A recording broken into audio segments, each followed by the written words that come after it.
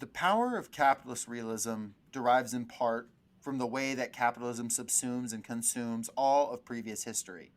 One effect of its system of equivalence, which can assign all cultural objects, whether they are religious, iconography, pornography, or Das Kapital, a monetary value.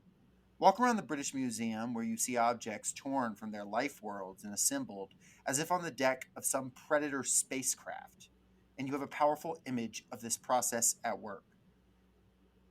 In the conversion of practices and rituals into merely aesthetic objects, the beliefs of previous cultures are objectively ironized, transformed into artifacts. Capitalist realism is therefore not a particular type of realism, it is more like realism in itself. As Marx and Engels themselves observed in the Communist Manifesto, capital has drowned the most heavenly ecstasies of religious fervor, of chivalrous enthusiasm, of Philistine sentimentalism, in the icy water of egotistical calculation. It has resolved personal worth into exchange value, and in place of the numberless, indefeasible, chartered freedoms, has set up that single, unconscionable freedom, free trade. In one word for exploitation, veiled by religious and political institutions, it has substituted naked, shameless, direct, brutal exploitation. Capitalism is what is left when beliefs have collapsed at the level of ritual or symbolic elaboration. And all that is left is the consumer spectator trudging through the ruins and the relics. So, this is the type of book we're doing today. See, the difference between capitalism and the predator is that the predator believes in something, you know? The predator doesn't kill children. If you look at the movie, the predator doesn't kill children, but capitalism could never.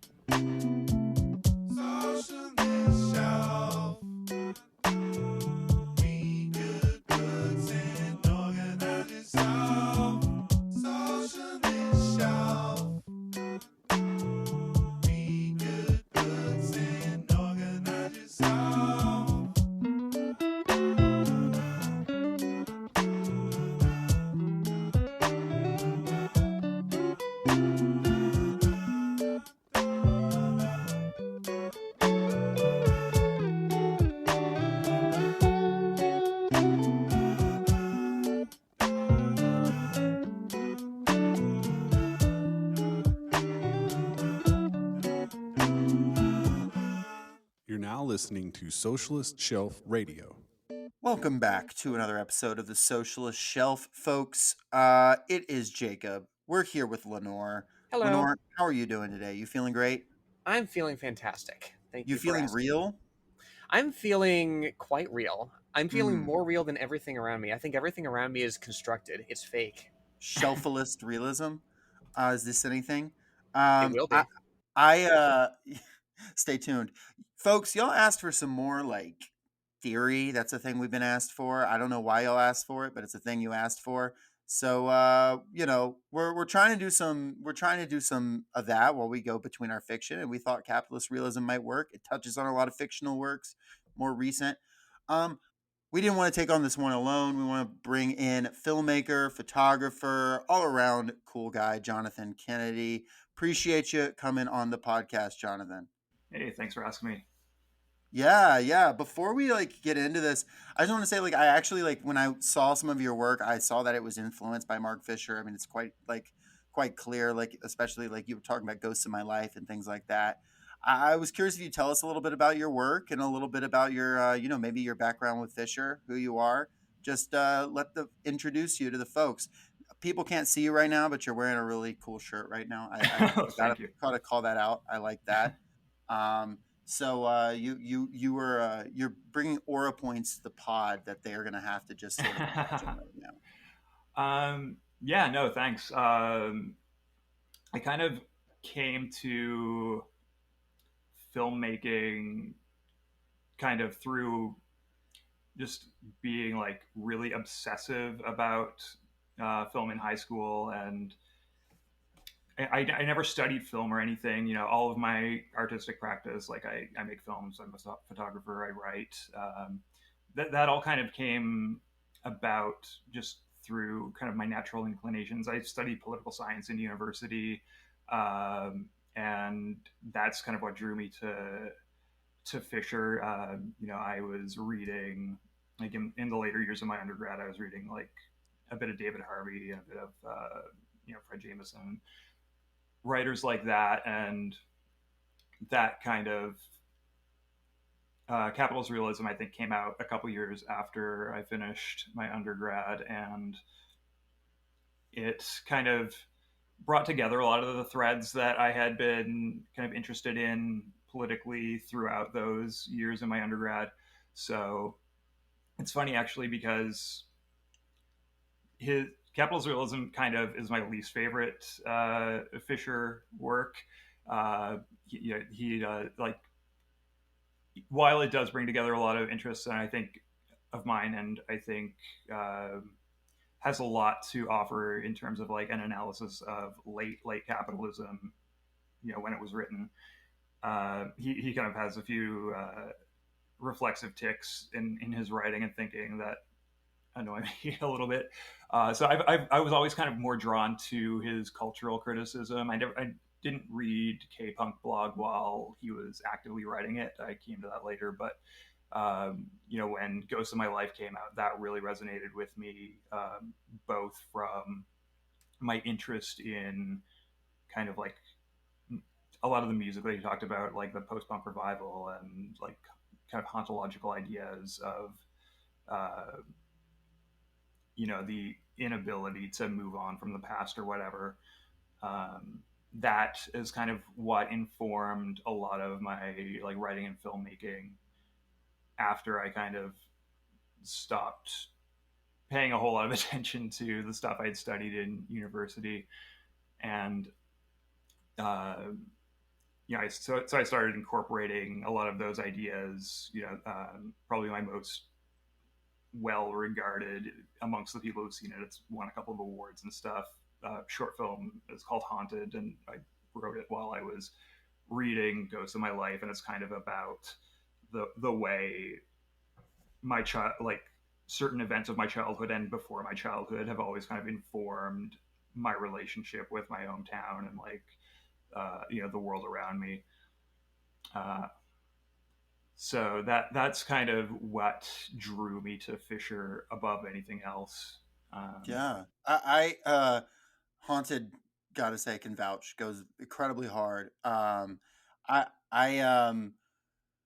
definitely will link some of your work in the show notes here too, and also your socials, because definitely people need to be checking that out. It's super cool, and we may need to have you back on for Ghosts of My Life. But capitalist realism, I actually agree. Ghosts of My Life is a better work. Capitalist realism just happens to be the work, though, that I think is like stuck in people's heads, like culturally, in an interesting way.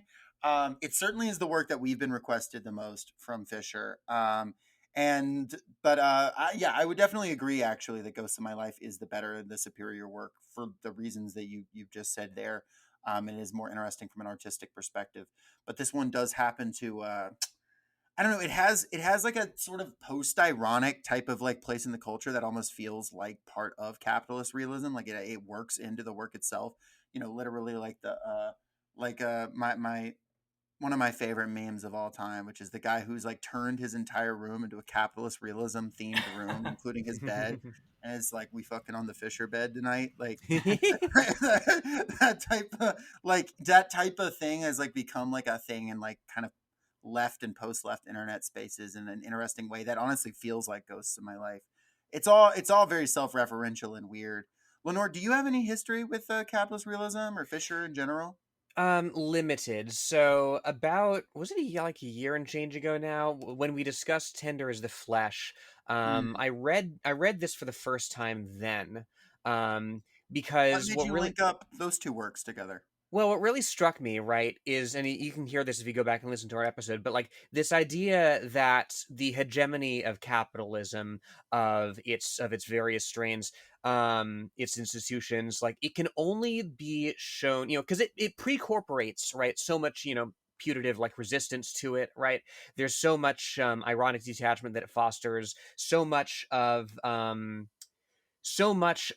critique of capitalism that capitalism itself accounts for. And Fisher says in this text, well, you can eventually overthrow the ideological hegemony of capitalist realism, if capitalism itself is shown to be illogical on its own terms, if there is something that it doesn't provide you, if there is some breakdown that finally, tears down the curtain, and sort of, strikes down the big other that is monitoring you, even if you don't believe in capitalist realism, even if everybody around you knows this is bullshit, something has to give. And that's what I saw in Tender is the Flesh, right? This reconciliation of that potential contradiction, right? 100%. Well, I believe, I have, my background is fairly similar. I've actually, this is strange. This is the first time I actually read Capitalist Realism on text. I'd listened to it a couple times while I was like dishwashing, which is like its own weird experience. And then And I found out later. who's the narrator? Doesn't matter. Lenore, you should probably link that in when you talk about the book and the background. Oh yeah, I'll maybe get we around should to get it. into it. But yeah, Ghost of My Life, all of it, literally everything Fisher, aside from some of his like shorter essays, I had actually just listened to in my dishwashing era, which is its own like hauntological experience, like 2 a.m. at a Chili's, washing dishes, listening to Mark Fisher. But yeah, Lenore, if you want to like launch into a little bit of the Fisher bio, some of the background, I think that would be incredibly helpful.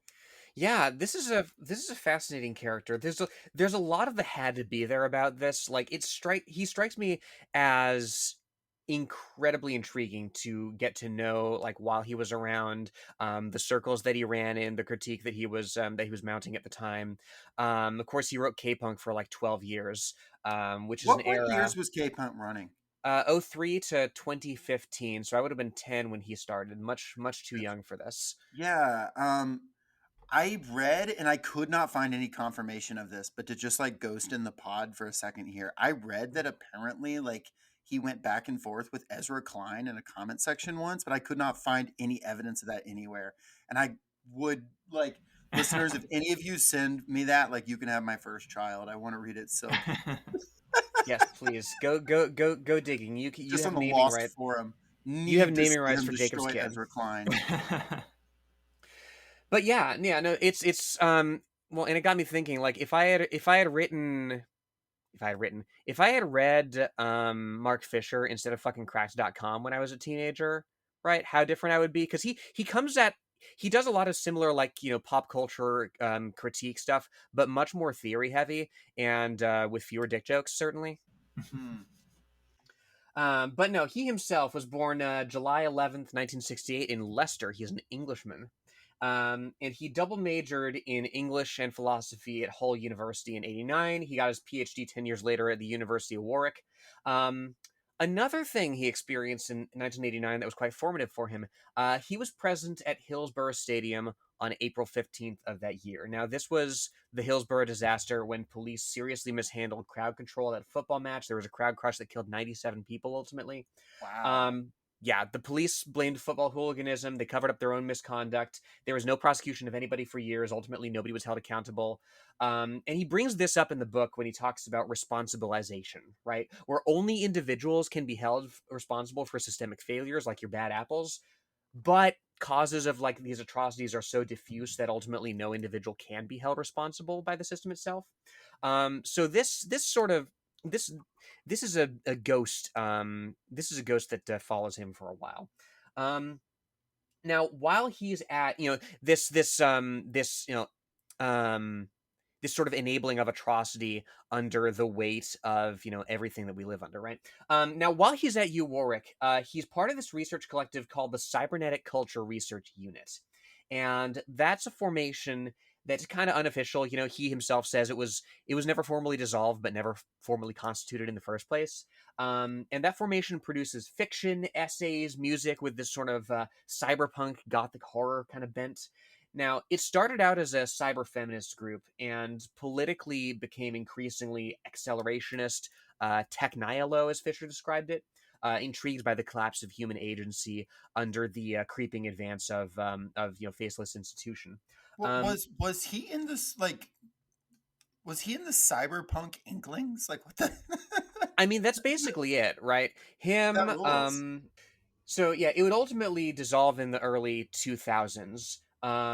One of its key figures, Nick Land, later moved to Shanghai and became a major figure in what's called the Dark Enlightenment, like Yes, I know who that is. That is neo-fascist, monarchist, like not a similar good space. thing to be. Similar space as your Curtis Yarvins. Yeah, it's weird because I mean, Mark Fisher ended up on the lefty side of things. This whole formation started out as like a cyber feminist group until one of the founders, Sadie Plant, left.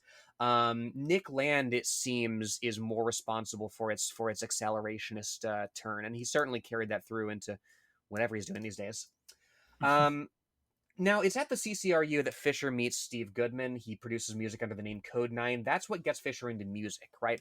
And throughout the 90s, his creative pursuits are largely musical in nature. It seems he wrote pretty widely on dance music. He released a few EPs with breakbeat hardcore group Degeneration.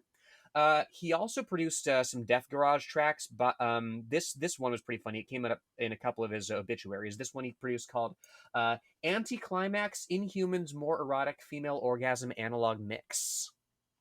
I mean, brevity is the soul of wit.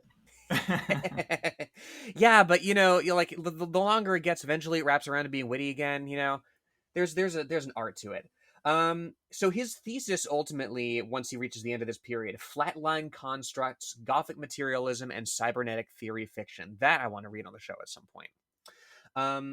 So after he gets his PhD, he starts working as a philosophy lecturer. He's at this for about 4 years. He's restless, he's bored, and in 2003, he starts a blog called K-Punk.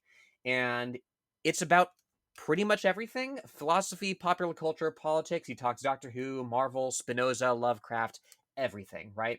And this was his way of sort of breaking out of academia, but still getting back into writing in a way that was on his terms. From Fisher, blogging seemed a more informal space, a way of tricking myself back into doing serious writing.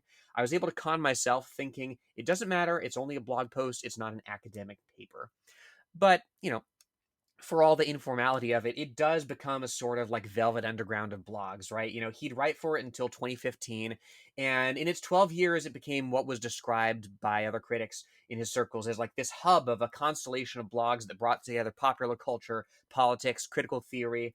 I believe if he'd come up a little bit later, he would have been a podcaster among podcasters.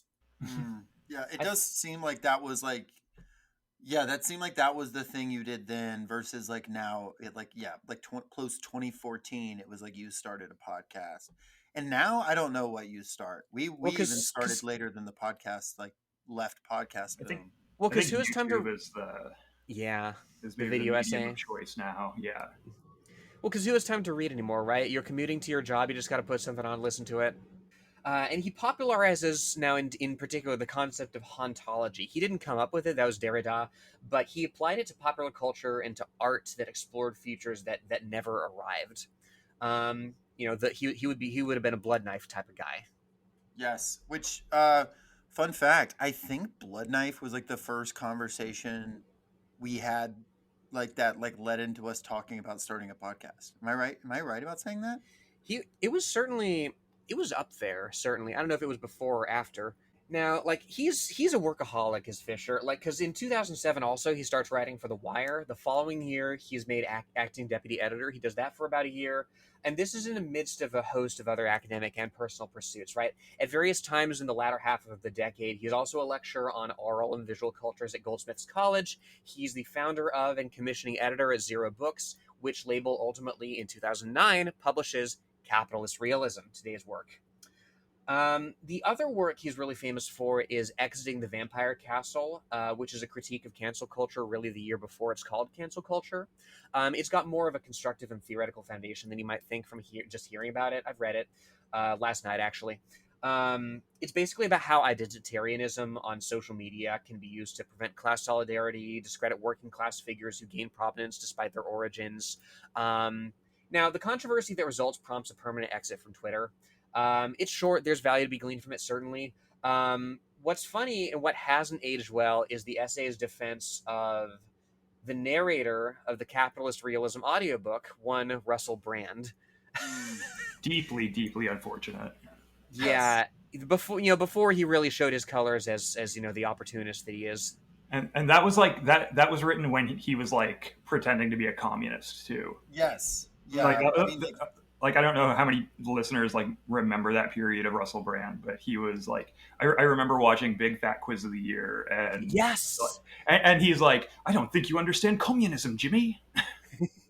That episode where he's on with Noel Fielding. Yeah. He was kind of like sort of on the edge, comedy communism, like the right turn, and also like the conspiracies and like the sexual assault stuff would not become public knowledge until, I guess, after Fisher's death, right? Yeah, I mean, Sometime. it really only came out like in the past couple of years. I mean, it was like, I think, a known secret, Yeah. in kind of, especially like British media circles or whatever. But like the actual allegations and fallout and stuff really only Yeah. happened in the past few years. I remember reading like a thread talking about it in like 2018, but like, Yeah. yeah, I think the like substantial, widely accepted, like, yeah, this is a real piece of shit the last couple of years. Though 2020, he got on some wild stuff about like vaccines and stuff too. So, Mm-hmm. Yeah, I mean, a lot of more fringe left weirdos went down that rabbit hole, unfortunately. we've got 2020 we've really. got literally Broke a lot of our, people's brains. Mhm. stay tuned for next week. We have some discussion of Nine Square and the post-left turn. Yeah. So Oh boy. if y'all can't get enough of real freaks, I'm so looking forward to that. Like, cause we'll get into it. But so yeah, but ultimately, he struggled with depression throughout his life. Did Fisher? And in 2017, in January, is when he ultimately dies by suicide. And at the time of his death, he was working on a book called Acid Communism, which sort of sought to reclaim some bits of 60s counterculture, psychedelia that he felt were theoretically relevant for this day. Excerpts of that survive in an anthology of his writings, published in 2018. There was also a book published after his death, The Weird and the Eerie, which explores Which is maybe my favorite of his books, actually. that I'm really interested in, because that's my jam. He talking about the decentering of human agency, of the human experience, of us being much smaller and more irrelevant than actually we think we are. But as we'll see in capitalist realism, I assume he takes it in a much more optimistic direction, because for all the for all the reputation that he sometimes has as kind of a downer, this is a fundamentally optimistic work, I think. I think it certainly has. It is not a nihilistic work at the very Mhm. least. It has a way through, and Fisher typically does depict like that there is something on the other side if we make there be something on the other side, right? Mhm. I think that throughout his work, and he definitely has darker and lighter moments, there is moments where he shows that this is like not an inevitability, but he also shows how this kind of could be an inevitability of our own making if we fall into these cycles. It's still very depressing, but I think it has like a reputation on like online circles of being like the book about why nothing will ever get better, which it's not. Yeah, I think that's a misreading, especially like if you only take it in. It's really easy to come to that conclusion. Maybe if you only take it as an individual piece of writing outside of the context of his other work. It's, in my opinion, worth reading alongside the post-capitalist desire lectures that were Yes. released a couple of years ago. That was part of a lecture series he was doing when he died, actually. It was only like the first handful of lectures where he and his students are kind of trying to come through through a thought process of what can we envision after capitalism. But yeah, I think the fact that like there's not in capitalist realism, he outlines a lot of critique but doesn't really set up a political program or anything of what could come next. It's like just not part of the project he was undertaking with the writing of capitalist realism. But at no point he makes, I think, strides to make clear that all of this is just the result of the structures of capitalism and how we've been conditioned, rather than just an inevitability of human society. Right. Well, and again, just how temporary it is, right? Because he's I was skimming his blog posts as we went to record, and he is very much in the Ursula K. Le Guin vein of like, yeah, the divine right of kings was once considered the natural order of things, was once considered inevitable, and look what happened to that, right? Yes. Yeah, and in the last chapter, which we'll discuss a little later, is definitely does have some of those hints of like the light peeking through the fog, as it were. But it definitely does take us a little bit to get there. I mean, the first chapter is called, in the Ursula K. Le Guin vein, it's easier to imagine the end of the world than the end of capitalism. The Ursula K. Le Guin, Zizek, all that. Um, and I'll say, like, right off the bat, he's talking about the 2006 film Children of Men, which banger movie. Have y'all seen that movie? Oh, hell yeah. I Yeah. actually have not. Lenore, if you it's so not, good. you gotta see Children of Men. He's perfect work to be drawing from here. But he's drawing from this work theoretically, and this is something Fisher does pretty consistently through his work, is taking a piece of media or several pieces of media, analyzing them for what they are, and then drawing kind of grand conclusions from them about the culture and things that are useful as building blocks for future things.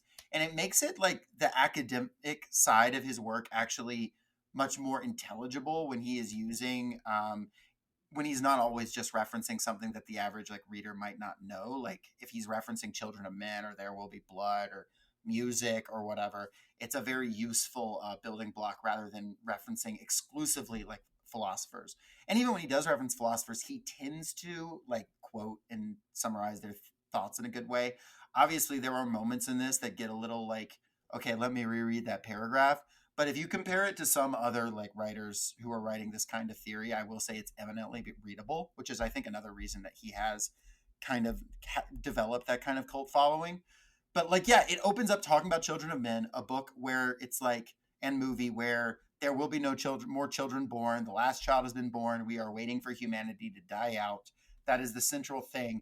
And you literally have a scene in the movie where all the great art from, Pink Floyd's Inflatable Pig to Michelangelo's David just sitting around for the rich. And someone says, how can all this matter if there will be no one to see it?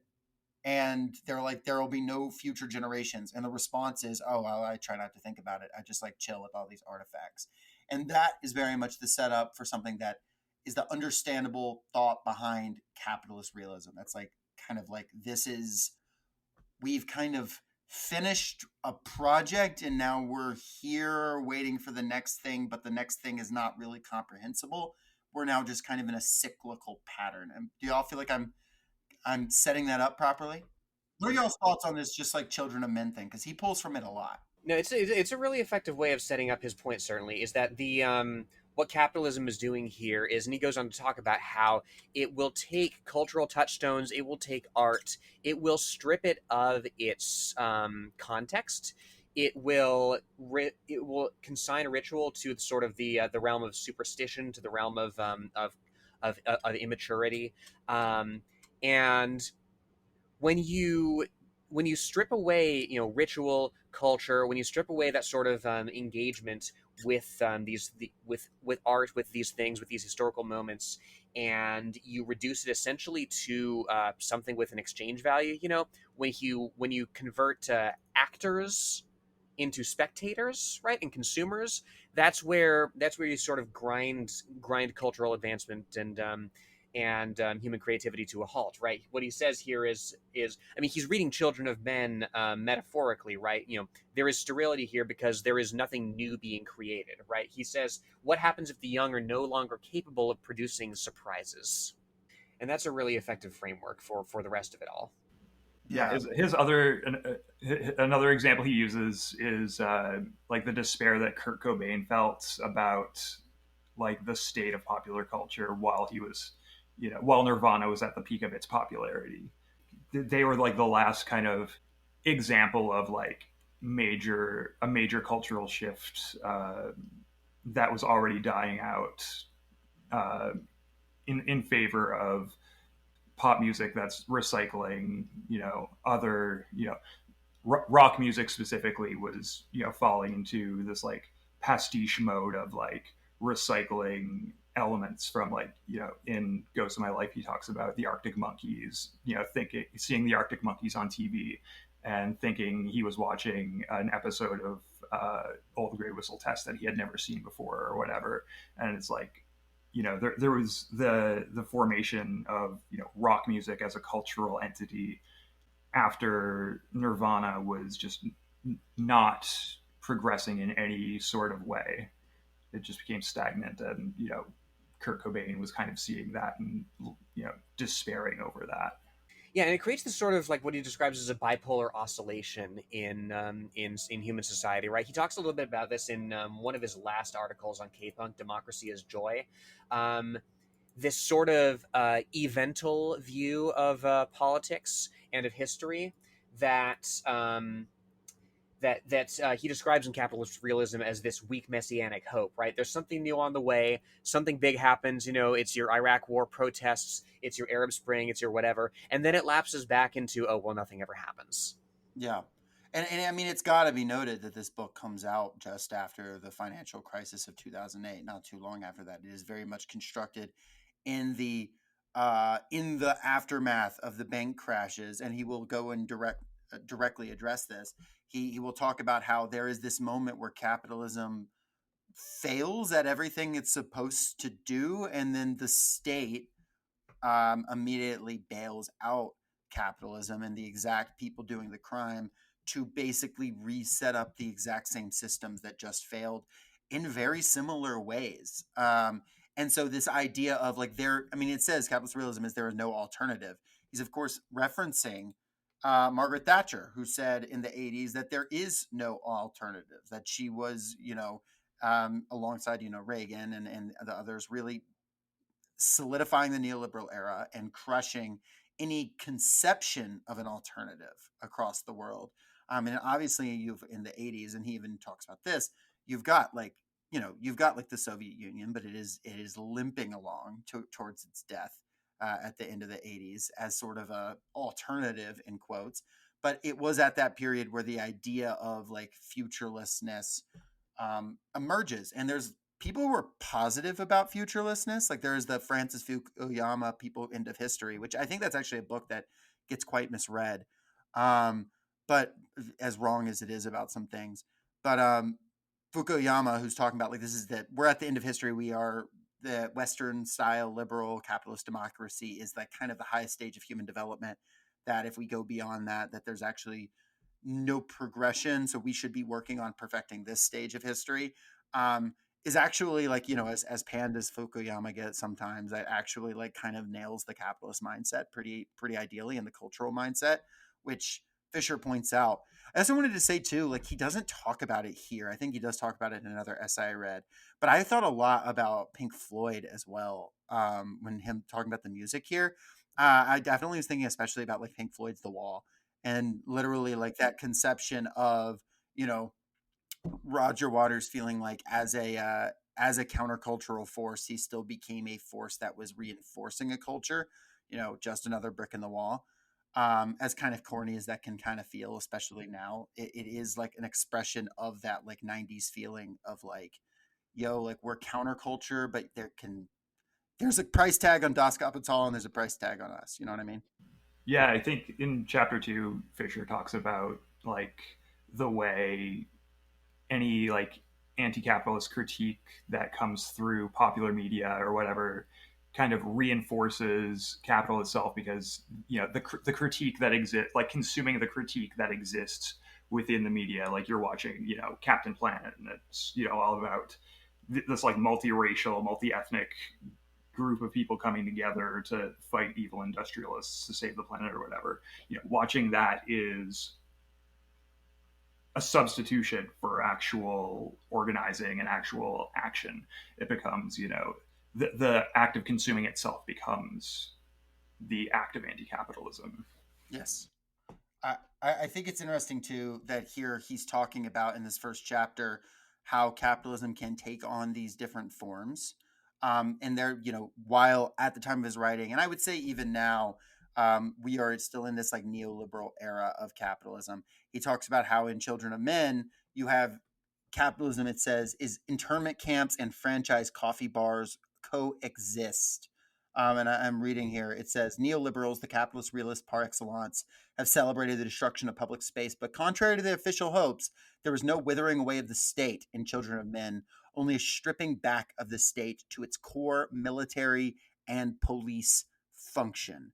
And I also thought that was interesting and also quite prophetic, though not so much prophetic as just talking about how history works, how these cycles work. Um, I was thinking about, like, this idea of, obviously capitalism, the idea that is given by the ruling class is that there's no alternative, but there are other modes of existing within capitalism. And I think that there is like something to that as well. I don't know if y'all thought much about that, because it's talking about that it's easier to imagine the end of the world and the end of capitalism, but there is space for debate allowed within the sort of bounds of capitalism itself, if that makes sense. I mean, that's your vigorous debate within a very narrow sphere that spheres can be narrow, between a very narrow in a very narrow range that Chomsky describes, right? And which follows from the paradox of, okay, well, what does capitalism give us to struggle for? What does capitalism give us to believe in? How does it sort of compensate for this sterility that we mentioned, right?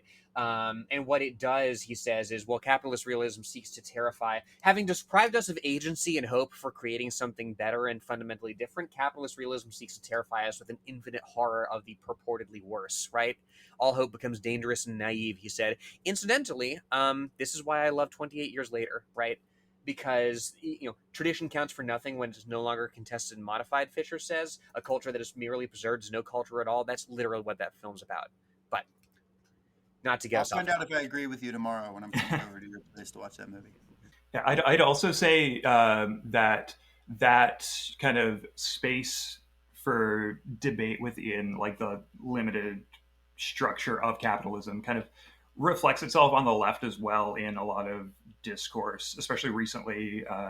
Like you've got Yanis Varoufakis's techno-feudalism theory. You've got like Mackenzie Wark's idea that capital is dead. And one of the things I was kind of looking at in preparation for this episode, actually just like skimming through just to try and generate some ideas.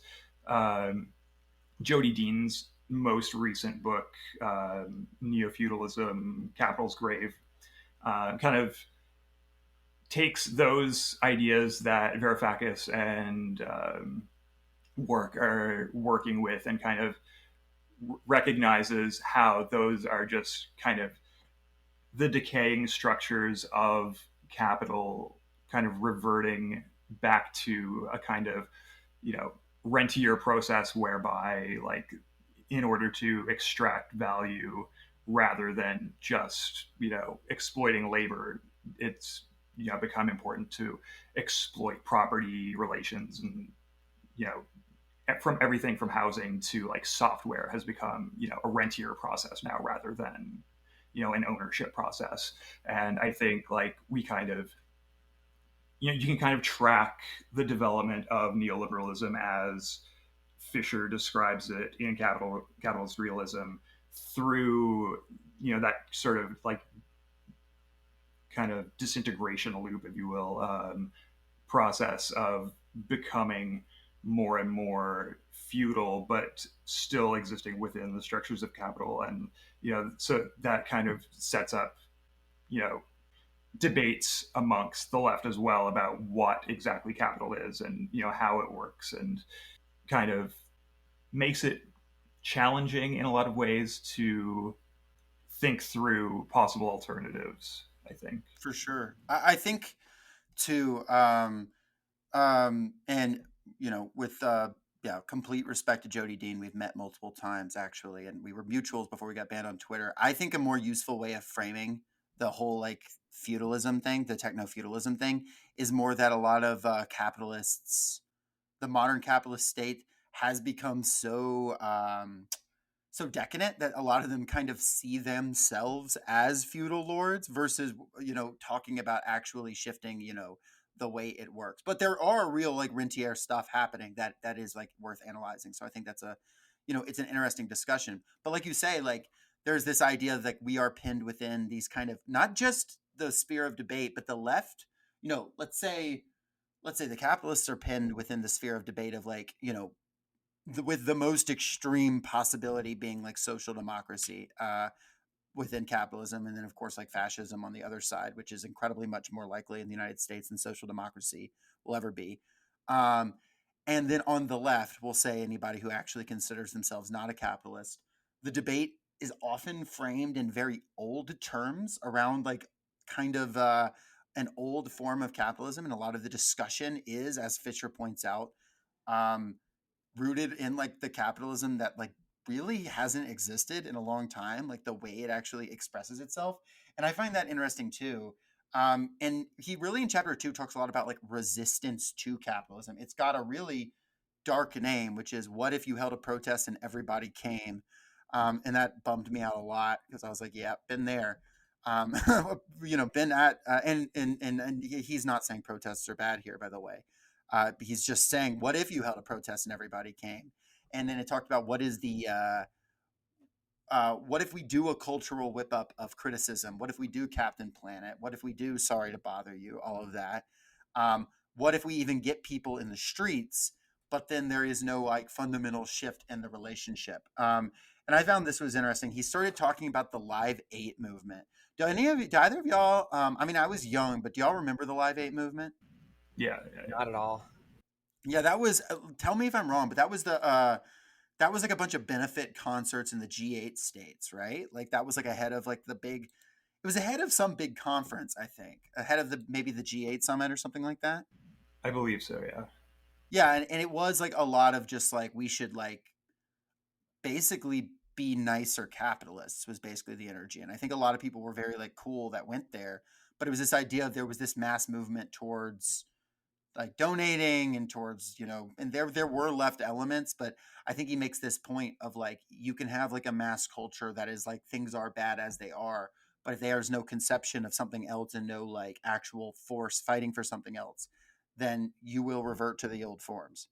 Yeah, that Well, was indeed. kind of alongside, like, I think that that was kind of happening in like my early years of my undergrad, and it was alongside like Bono released his like Red Line, which I think Mark talks about in the book, and the Make Poverty History movement and like things like that, where it was all of these like sort of NGO oriented uh, approaches to kind of combating poverty without taking into account the structural causes of poverty. So it's very charity based, very rooted in this idea that if we're just if we just give these organizations money, they'll it kind of kind of reinforces the trickle down economics idea that if the people at the top have lots of money, it'll trickle down. It's kind of a more directed, and it kind of gives that an engine of like, just take this money, give it to these organizations, and they'll fix everything for us. Kind of I couldn't agree rather more. than let's take political action to combat the the imperialism that's making these countries poor in the first place. Right. The Right. debate over like, should we lift sanctions or give more money to USAID? Even though Exactly. even USAID is more state integrated than some of this stuff, but like that the idea of like the idea of the best thing you can be is a mitigating force rather than the end of the structure itself. And I think it's interesting he talks about that the culture of protest here is like kind of an anti, he uses the term father in the state, anti-father, anti this idea of like a father state who is an oppressor, who is unkind. But he says like, the capitalists don't see themselves as the father. They see themselves as part of the system. And accurately so, even if they are oppressors. And he says here, and I find this interesting, what needs to be kept in mind is both that capitalism is a hyper abstract impersonal structure and that it would be nothing without our cooperation. The most Gothic description of capital is also the most accurate. Capital is an abstract parasite, an insatiable vampire and zombie maker. But the living flesh it converts into dead labor is ours, and the zombie it makes are us. There is a sense in which it simply is the case that the political elite are our servants. The miserable service they provide us is to launder our own libidos, to obligingly represent for us our disavowed desires as if they had nothing to do with us. Um, Simply the idea of like the political elite are also playing a role in this system, that the simple removal of them as individuals, which he says later on, does not necessarily change um, whether or not, one of these people, these people like deserve to get like, removed one way or another. If you do not change the fundamental system, then there is a new, let's say, CEO of a healthcare company or something, just to pull a random example Well, and from the. I can't help but think of Fire on the Mountain when I read that paragraph. Right, I have that exact paragraph there noted. The bit about the elite being our servants, right, representing our disavowed desires to us. I'm reading this and I'm thinking of Abraham Lincoln in Fire on the Mountain as Terry Bisson presents him. Right, he's the great emancipator because he fights the Civil War in our timeline. He fights the Civil War on the terms of the settler colonial state, right? He emancipates white America from reckoning with its settler colonial impulse, right? And that's essentially what's going on with in Fisher's estimation with Live 8, right? You have this extractive global North hegemony that nonetheless is cast as also this savior of this problem that it itself is causing. And likewise here, he's talking about protests again. He doesn't say protests are ontologically like bad, but he says, well, protesting for mere reform, for mere charity, without an anti-imperialist program that reckons with our complicity, our benefiting from this system of global unequal trade, obfuscates our complicity. Right? It satisfies a libido that we don't even know is rebellious. We've gone out there, we've done this thing, and now we can go back. And it's also a question too of like, what is the point of the political action? Is it, I got thinking about, I've certainly seen and attended, events largely that are NGO kind of run events that feel like the protest exists more to make the people there feel like they do a ritual of self-absolvement rather than these that's not even to say, and I'm not like even going after those people as individuals, but there is like moments, I think we saw a lot of that, especially in like 2016, 2017. That was like huge. The sort of resist against Trump energy was very like, I am absolved now of the sins of what happens here. No real alternative. I mean, the alternative is what, like Bidenism? Come on. Anarcho-Bidenism, the only alternative. The Yeah, so I think there is like something there as well, as its idea of like there cannot just be a resistance to the way things are, because the way things are is not one rigid thing. The way things are is a system that we will fall back into and that will be reinforced if there is not an actual replacement for how it functions, which is important. And it's also why that like, you will encounter regularly, and it's not unrightfully. And I have been this person, especially when I was younger, someone who is like, oh, I am anti the system and that is all I am. I hate the way things are and I want to destroy it. And that's completely like laudable, especially when you're looking at like the way things are. When you're seeing a system that starves people, that kills children, that ethnic cleansing, that everything else. But there has to actually be a step beyond that, because if you are merely a sort of an agent of, destruction, there as laudable as it is to destroy these structures, there has to actually be a structure that replaces them, and there has to be like actual coherent political opposition to it. And I think that's something that like Fisher understands here, and I think that's something that would be seen too, like going into the early 2000s, um, you know, following this, or the early 2010s following this, with a lot of the massive protest movements that were just anti the way things are. And Vincent Bevins talks about that at some length on his episode with us. So I would recommend people check that out. But you can see the history of 2010 to 2020 protest movements around the world for an example of, if there is no coherent political vision beyond we don't like this, then there is actually you will just get another type of capitalism, or often the same type of capitalism. And I think that's a really uh, been the result of a really strong effort on the part of capitalism to kind of erase the uh, kind of the achievements of actually existing socialism in like the 20th century, which is what I mentioned earlier. Like Mark has kind of a few rhetorical ticks that bother me, and one of those is he uses perceived failures of the Soviet Union as a critique of capital, and kind of flattens the content of socialist movements in favor of just formal aesthetic um, functions of the movements, and kind of does this kind of new left kind of thing where it equates the two on like a totalitarian level. The terrible legacy of Hannah Arendt.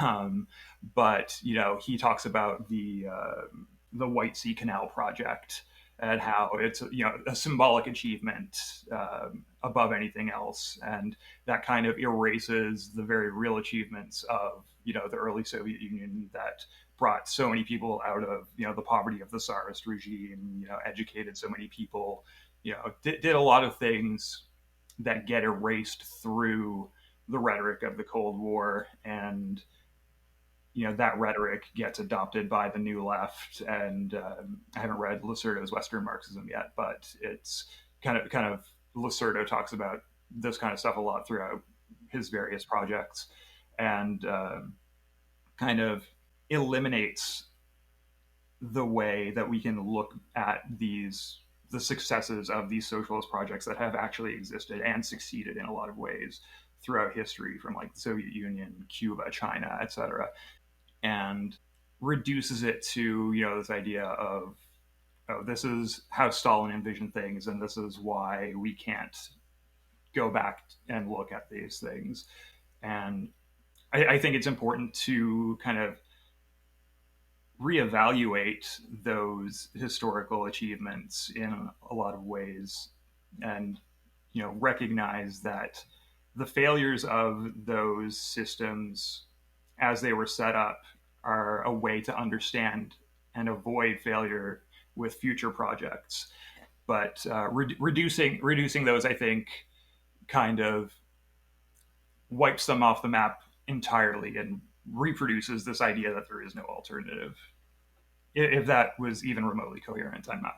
No, it was like I agree with you, like especially where he goes into, like, he's got a lot of stuff that's very very salient and important to say about the valuing of symbols of achievement over actual achievement, the fetish that bureaucratic capitalism has for assessments and working to assessments. Yeah, absolutely.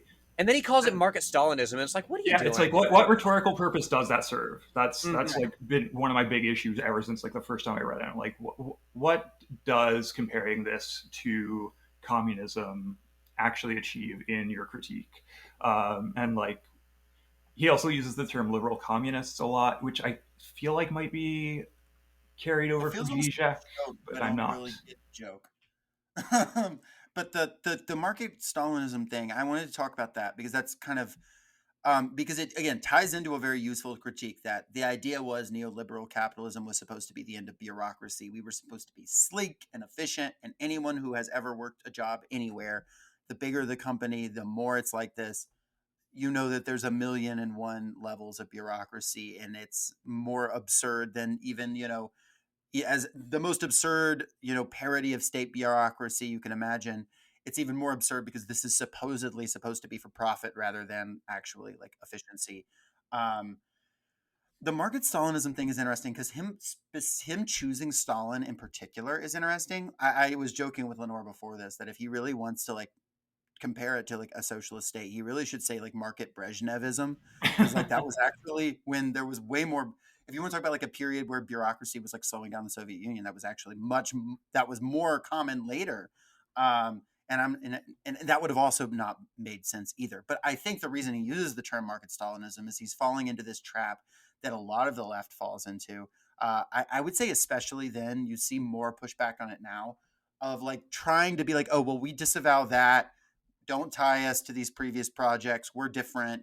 Um, Yeah, all of that, right? which And was a you long running, like Parenti was talking about that in Black Shirts and Reds, you know. 100%. And so many great, thinkers and theorists that I respect a lot do this. Um, heck, like, yeah, I mean, there's a lot, but I would say, I always say, look, like, do capitalists ever feel the need to do that with like failed capitalist states? Like, no, they don't. They never feel the need to they to say, oh, well, yes, we understand that like, we should not have to, like, as the left, take on. Now we can wrestle with the failures, we can wrestle with this and that and the other, but also, like, we shouldn't have to just disavow every single achievement because of like some cultural perception, because to break capitalism, as he says later on, we are going to have to like break large scale cultural perceptions anyway, right? Like we can't be playing the game on their terms, because when, as he demonstrates over and over in this book, playing the game on their terms is how we lose. It's how we do the same cycle again. It's how we get reform at best, probably not even that. So I actually think he's falling into his own trap that he establishes by doing this. It's not a huge deal, but I do think it's interesting that he like is making the same kind of error that he's talks about a lot. Yeah, absolutely. Yeah, like because you're absolutely right, Jacob. Like capitalism doesn't hold itself to the standard that it holds, socialism to, because it's got that naturalizing impulse, and he talks about this in toward the beginning of chapter 3, right? It has to be, the question can't be whether or not capitalism causes famine and inefficiencies and war and all these other terrible things. Capitalism can't hold itself to that standard because it has to be just obvious, right? He says, uh, capitalism has successfully installed a business ontology in which it is simply obvious that everything in society, including healthcare and education, should be run as a business. Right? It's this elimination of ethical considerations from any assessment of its own value. Now, I would add, of course, also that conversely, once this is done, you see enabled a sort of reconstruction of value and ethic, right?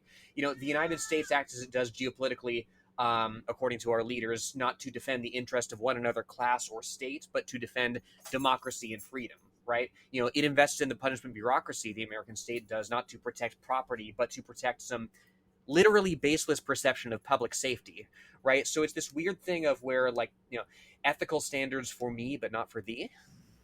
Definitely.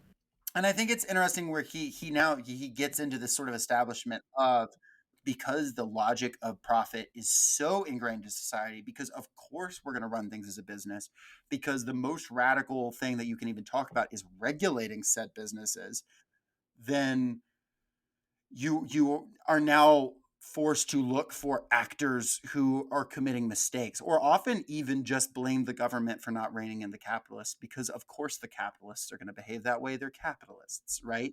And it's an interesting place to be in. I'm curious what y'all's thoughts are on this discussion of both mental health, which he gets into here, and as a sort of over massive systemic problem, and this idea that things cannot be dealt with as systems in the first place.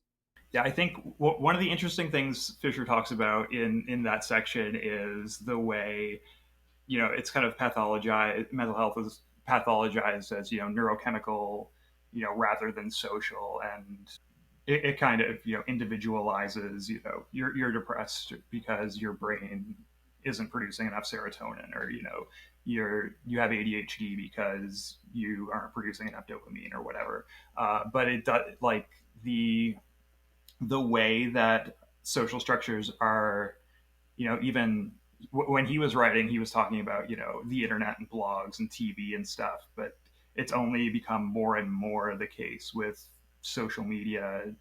If anyone's read The Twittering Machine by Richard Seymour, it's kind of, social media has been designed to elicit these kind of neurochemical responses that are addicting. They become addictive processes that shorten your attention span, do all of these things.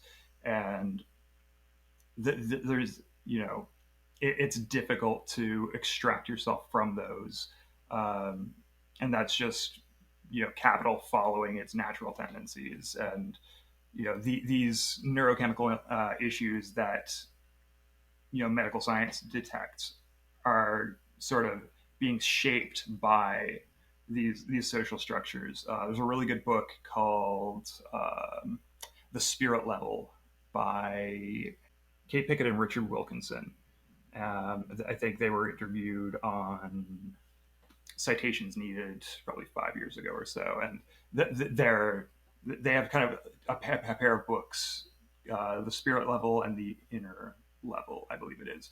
And The Inner Level kind of talks about the way unequal societies affect mental health, and then The Spirit Level talks about how unequal societies, and social cohesion uh, are kind of reinforced through processes of capital. But the way that we understand and approach mental health, and like I've been through this a lot myself with, like, I have undiagnosed ADHD, and I always struggled with the nature of schooling and work and things like that, and it becomes an issue of not just, okay, what causes these, but how can we find ways beyond just dealing with, like, I would need to be medicated, presumably, like I said, I'm undiagnosed, so I'm talking out my ass a bit here, but I would need to be medicated, under socialism as much as I do under capitalism, but it would, it wouldn't be as detrimental to me to be unmedicated under socialism as it would under capitalism, Um, and I work with teenagers. My day job is working with kids with developmental disabilities, and I've seen this a lot as well, where they a lot of the times seem to be struggling with all of these developmental issues and mental health issues. But if you change like when they are able to change the structures around them and like get supports that they need in order to function on a day-to-day basis, it eliminates a lot of, like, the behavioral issues that you often see associated with that kind of stuff as well. So the idea that we if we medicate or if we go to therapy or whatever, it'll fix everything, clearly doesn't really hold weight. And I think a lot of people are have begun to realize that in the past, like, decade or so. Definitely. I think it's interesting. It's something that's entered common vernacular that I think I appreciate, is the idea of the New York Times passive voice. And we see that a lot with like war zones, obviously Gaza in particular, but it's something that's been around for a long time. You see it Vietnam, Iraq, all of that. But police, of course. But I think there's also like a New York Times passive voiceification of like a lot of these issues in society, right? Like it's like uh, this child has issues because their brain is not producing enough serotonin or whatever, and that's true. Like that is objectively correct. Are we talking about what the kid had, what kind of food the kid had access to, what kind of stress the child was raised under? Are there microplastics in the child's brain? um, things like that, like those kind of things. And then even if we do discuss that, well, why does that exist? And it is very difficult to take that and get any kind of blame assigned more than, if any blame is assigned, on the parents, or maybe if we're lucky on like the municipality for like screwing up. And that's true, possibly, but also like, it strikes me as I was reading this chapter and I wrote down like, talking about like this kid has depression because of this in his brain. I like wrote down like this kid can't walk because he's missing part of his MCL, and you don't address that the kid was like, shot in the knee by a cop or something like that. You know what I mean? And that is kind of the way these things function. So I think it also this starving Palestinian child had a pre-existing condition, like, Yeah. Yes, the pre-existing condition that makes them die when they don't eat food for 10 days. It's very grim, but it's also like it's the way we think about things, large and small. We think about it as things as extreme as, you know, the death of children. We think about it as we think about it this way when we think about depression. We think about it this way when we think about like, oh, well, I'm out of work or I'm in a precarious work situation. That this is actually just kind of the way things are. Um, and if there is to be blame at all beyond on the individual, it is going to be on something immediate. Like that is a bad workplace, or that was a bad police officer, or this was a bad war, or, you know, that you can get as big as you can, but it's very rare that you can identify we live in a system that has priorities other than human flourishing, and that's what Fisher is really trying to lead us to here. And capitalist realism makes us assume that this is human nature, that there really is no alternative. And he talks about mental health in particular as one of three phenomena that can really serve to expose what he calls the real, right? He has a dichotomy here between or a contrast between reality and the real, capital R, that capitalist realism proposes. Or, no, I'm sorry, apparent reality that capitalism proposes to us, and the capital R real, which is rendered unrepresentable under capitalism, right? This traumatic void, he says, that can only be glimpsed in the fractures and inconsistencies in the field of apparent reality. And the mental health crisis under capitalism is one of these things, of course. He also talks about environmental catastrophe and bureaucracy, like these things that arise from capitalism's contradictions that cannot be explained by capitalism itself, of course. This idea, A, that, well, this most efficient economic system is also killing the planet, so what's up with that?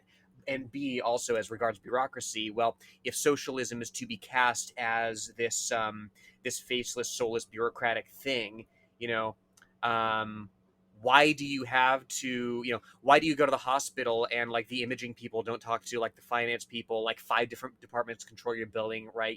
The everyday struggles under bureaucratic capitalism are also a potential rupture point with people's not comfort with the system, but inuredness to it.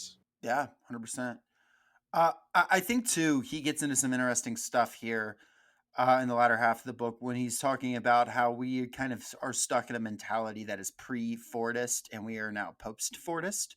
Let me define that really quick for y'all, because I find this thing to be very interesting.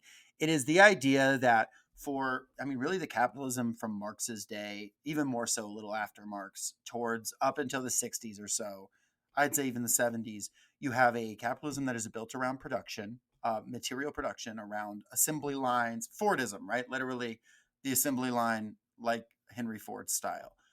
Big factories where obviously people are consolidating, workers are living in districts together, often walking to work together, having a shared culture. You have literally the people on the floor and the boss standing, 3 floors above, overlooking the entire thing as an overseer. A very clear depiction of the way things function, and a very clear, when Marx uses the term means of production, the means of production are right there. You see them.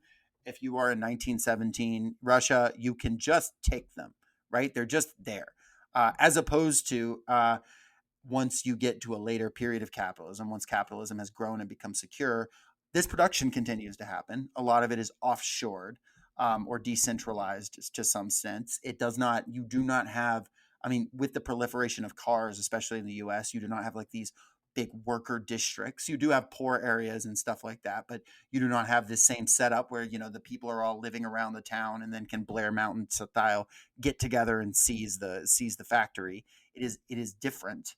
So it is a different way of being. So he talks about even like the union structure, the old party structure, a lot of this, while some of it is still relevant, a lot of it is compromised now by this like this new this new flexibility of a new system, this new consistent ability to reform.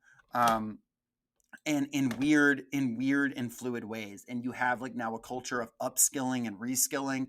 I don't even think, now what we're going to see over the next few years with a lot of white collar jobs being phased out with artificial intelligence, things like that, is going to be even more so. For these industries, this is sort of for the sort of office workers in a way that already occurred for, blue collar workers. I think it's an interesting, it's an interesting look at, frankly, how capitalism has also reorganized, especially in the Western world. There is a very still Fordist model for a lot of countries in the world.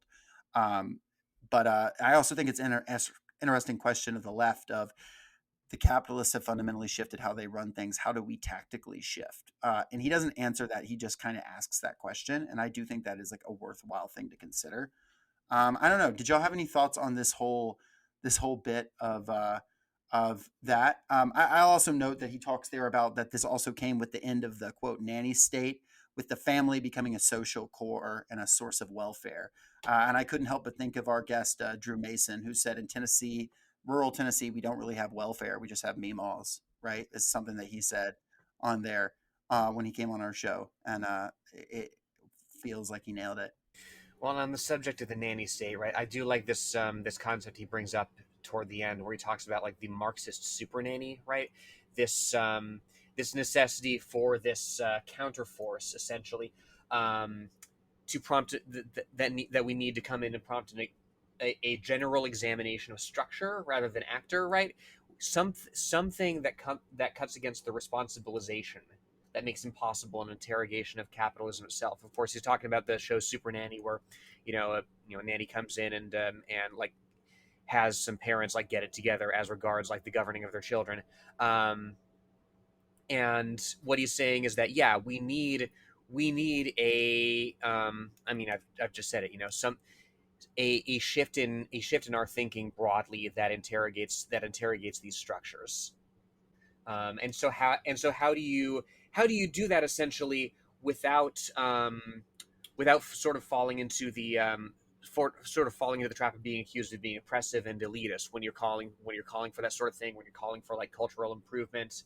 um, how do you sort of tie effects to structural causes in ways that are legible to the general public?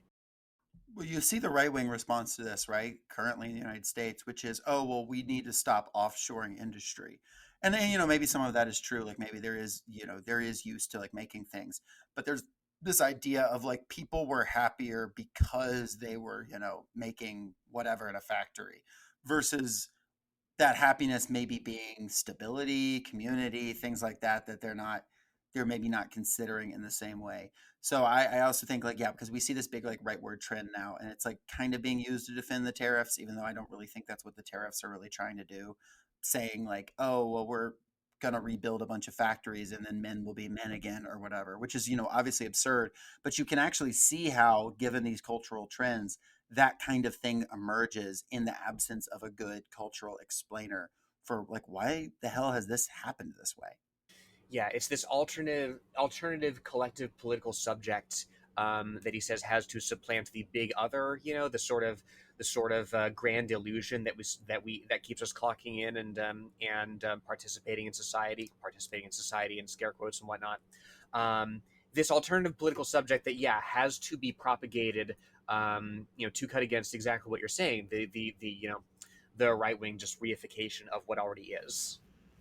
Yeah, I think part of it comes from a failure to reckon with like the alienation of labor, because like as Fisher mentions in that chapter, or in maybe the previous chapter, the kind of casualization and like trend towards flexibility in work that we saw over the past couple of decades really stemmed in part from the workers' desire to not be tethered to the shop floor and like the factory all of the time, and the way that organized labor kind of failed to address ways of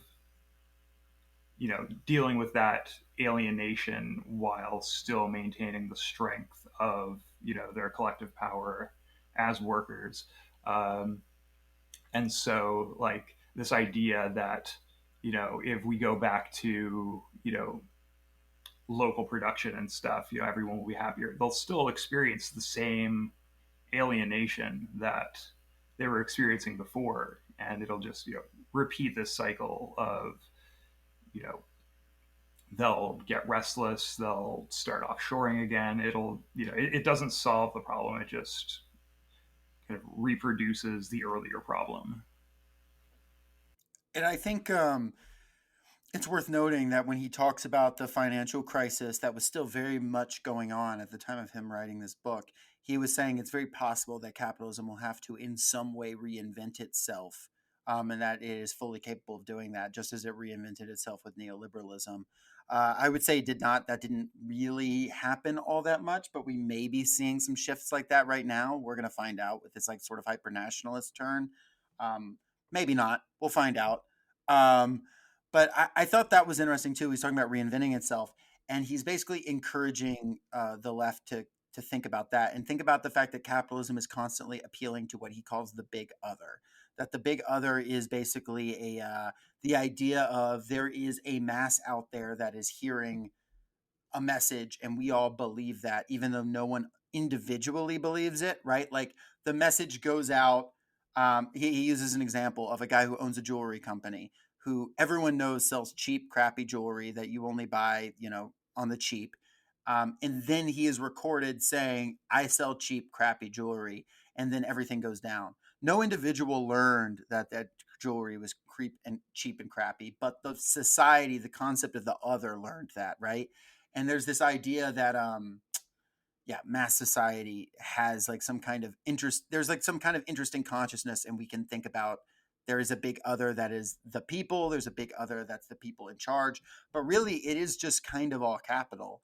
Um, and if everybody is ironically detached from what they're doing, that doesn't change the circumstances, which is why we don't like get out of things with postmodernism. We can't just like irony our way out of the situation, and we can't we can't just kind of dream our way out of the situation by being like, oh, this is bad, but we don't have an alternative to it.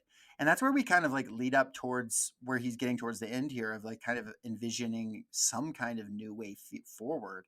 And I wanted to know what y'all's thoughts were on his discussion of his limited discussion. Admittedly, that's not what the text is, of where we're at, and where we're going. And I would also love if y'all had some thoughts on where we've kind of moved since this book came. Yeah, I mean, he describes 2008 certainly as a major rupture, right? This sort of this sort of reckoning whereby um, neoliberal capitalism had to step back and say, okay, like we actually do like a strong state apparatus if it keeps capital intact, if it keeps the banks running, that sort of thing. But I do think that I do think that there's been more of a general shift in consciousness, though. I do think that he is right when he says that the long dark night at the end of history has to be grasped as an enormous opportunity, right? These things just take quite a long time to shake out. Would you say that since this book has come out, what kind of what has it been, like 15 years? Um, I would say it's interesting. I don't think there has been as significant a rupture as maybe he was hoping when he wrote this book, though. Like, I guess there's a difference in hope and reality. But what kind of ruptures do y'all think have occurred really since the 2008 financial crash? And what other ruptures have there been? I would say, I mean, the other one is like Trumpism and like COVID are two things that I think have been significant ruptures. And I would add, just the sort of um, the naked nature of imperialism over the last couple of years, with people saying the genocide in Palestine and the willingness the United States is willing to go to back that. Um, Along with other imperial ventures in the Middle East, I would say those maybe are some significant ruptures, but I don't know. What are y'all's thoughts? I think also maybe the rise of China in the past Yeah, decade or so is a big one.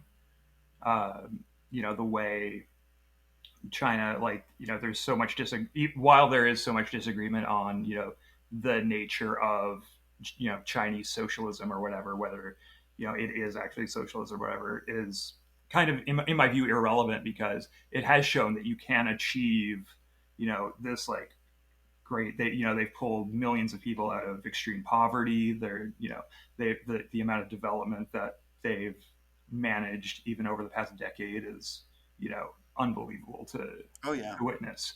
And so they do, I think the fact that they're kind of, I think people are starting to recognize that China might, even for people who want to, criticize China, I think they're recognizing that it represents an alternative to like the decay that we keep seeing in, Western capitalist nations.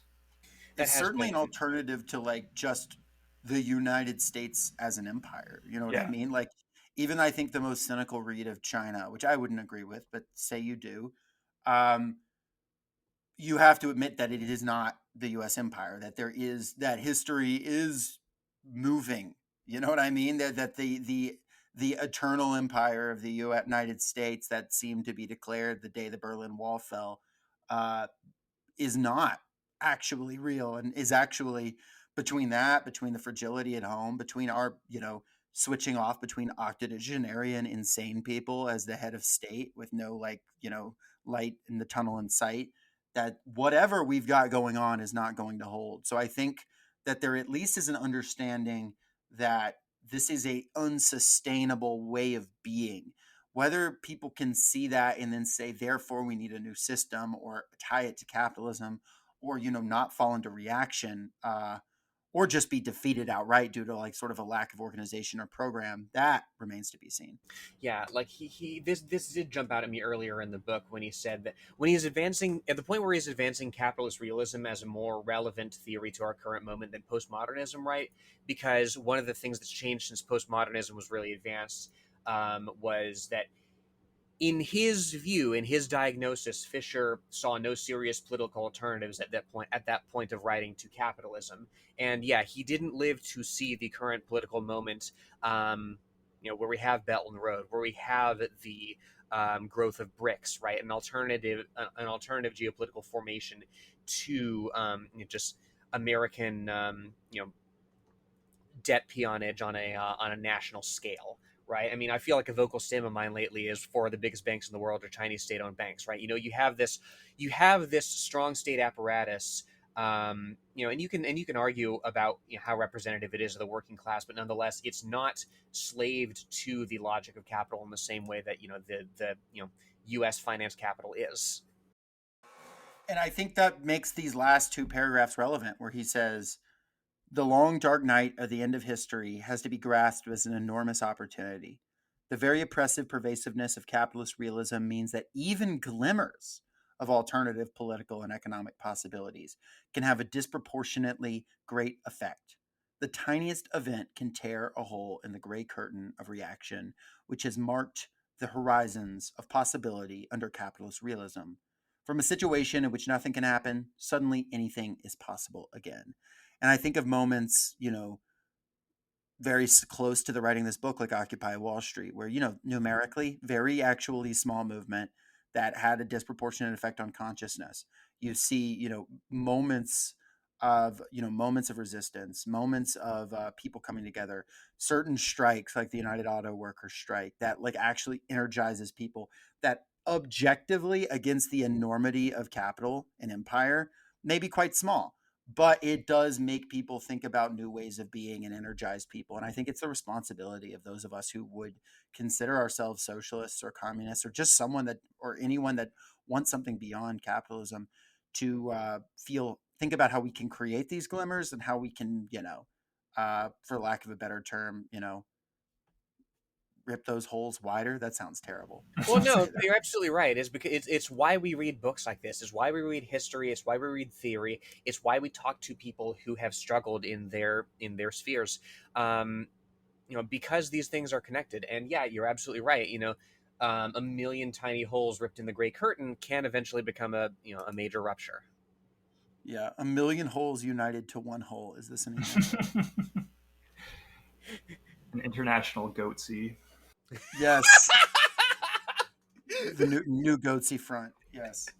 Um, I think we're on to something. I think we're cooking. As we kind of come to the end here, I wanted to know what kind of final thoughts y'all had on this work. And of course, if anyone's frustrated that we didn't talk about one part or another, sorry, this is a lot. The book's 100 pages. Go read it.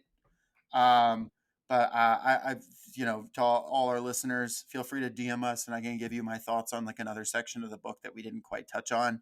But what are y'all's final thoughts? And if there's anything that we didn't hit on that either of you wanted to really pick up on, now would be a great time. No, but yeah, like it's as we've as we've said multiple times before, the capital is flexible. The so-called rules-based international order is flexible depending on what it needs to stick around at the time. If Obama needs to bail out the banks, he will. If Trump needs to send people stimulus checks, he will. And that's what I think we can really take away from this is, as flexible as they are, as much resources as this class of people has, um, they are so much less numerous and creative than us. If the rise of Gen AI proves anything, it's that these people do not want to be creative. And speaking of creativity, gotta say again, Jonathan, you've got some great stuff that you've worked on. Thank you so Tell much. folks one more time where to find you and what kind of stuff you've been up to. My website is johnkennedy.net, no H in the name John. I'm at Get Ratified on pretty much everything. I'm not on Twitter anymore. They suspended me a couple years ago for Oh, you too. dunking. Hey, solidarity. Yeah, for they suspended me for dunking on Zionists too hard. Um, I'm getratified.net on Blue Sky. Um, and yeah, I've got a few projects that are kind of in limbo right now. I've got a couple short stories that I've submitted to publications that I'm waiting to hear back on. I've got a couple of short films that I'm in post production on right now that I'm hoping will be available within the next couple of months. The last thing I released was a music video for an artist called Fog Lake. The song's called Secret, so you can find that on YouTube. Really excited about that.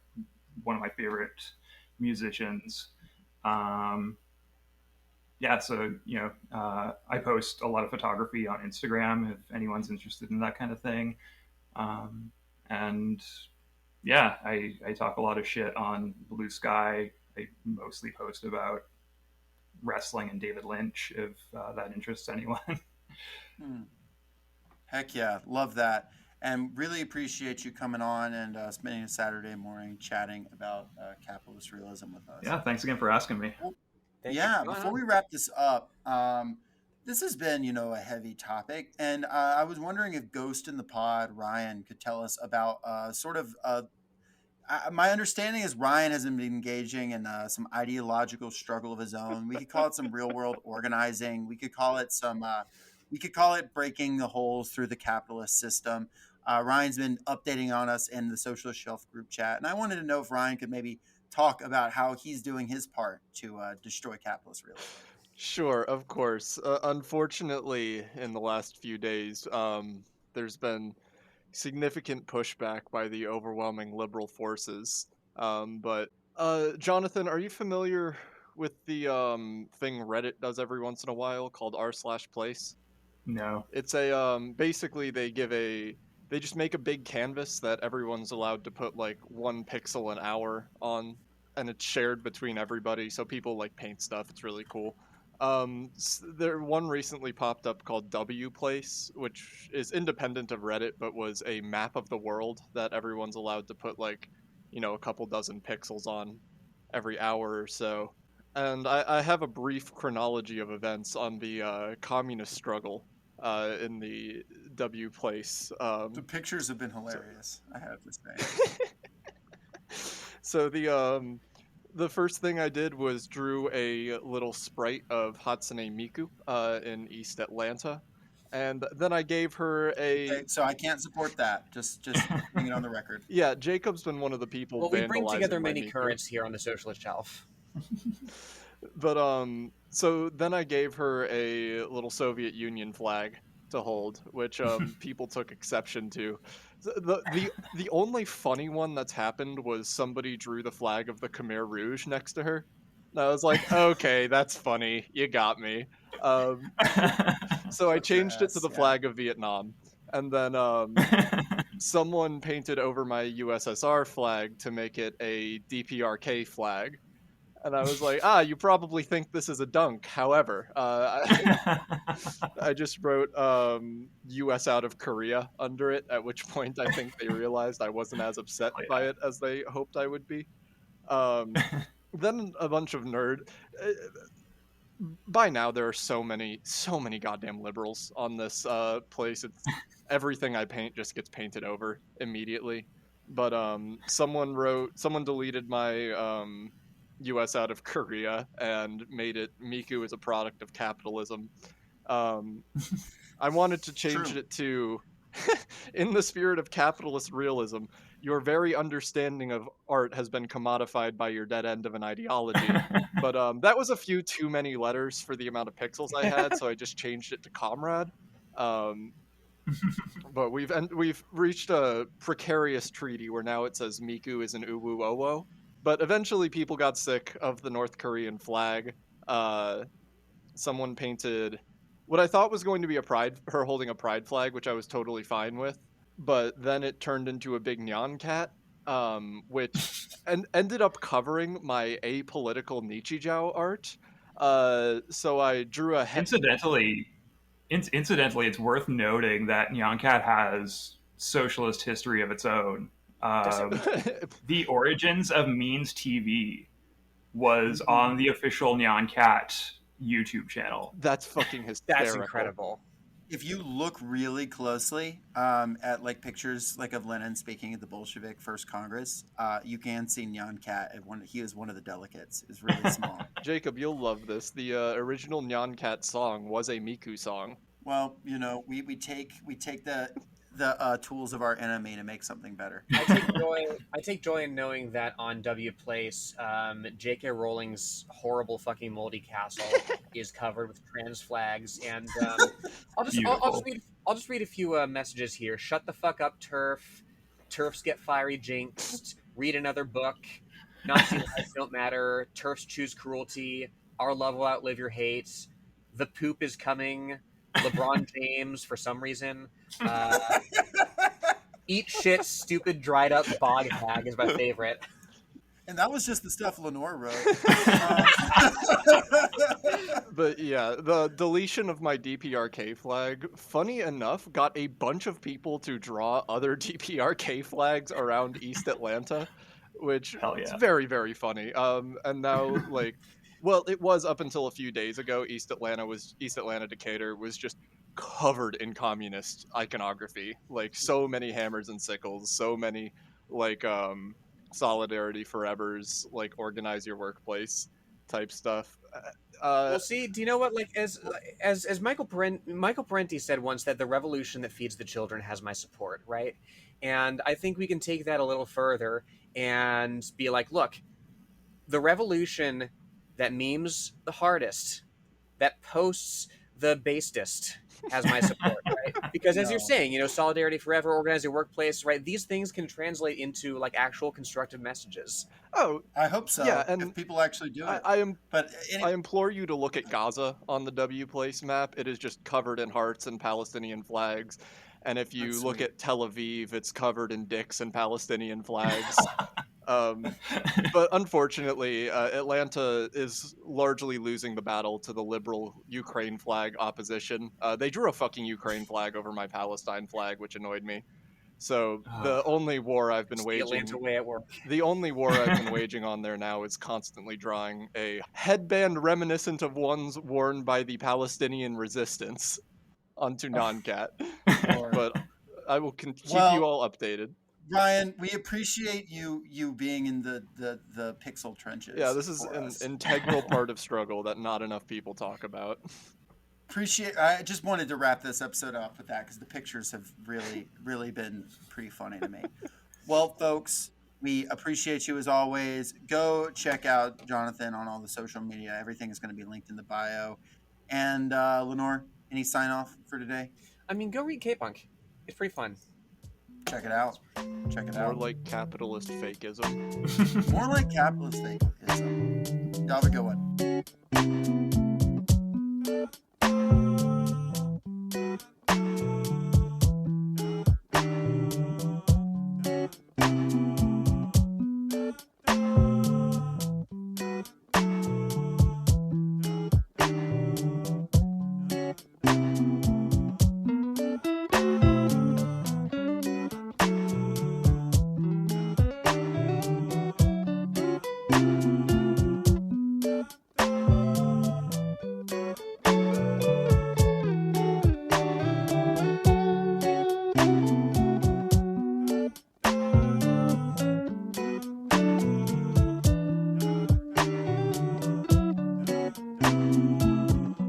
Thank you for listening to Socialist Shelf Radio.